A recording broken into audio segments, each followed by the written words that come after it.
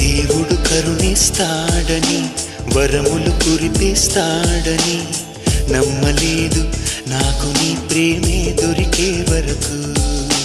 స్వర్గం ఒకటుంటుందని అంతా అంటుంటే విని నమ్మలేదు నేను నీ నీడకు చేరే వరకు.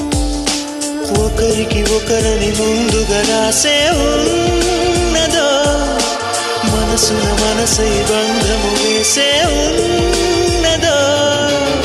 ఏమో ఏమైనా నీతో ఈ పైన కడదాక సాగనా.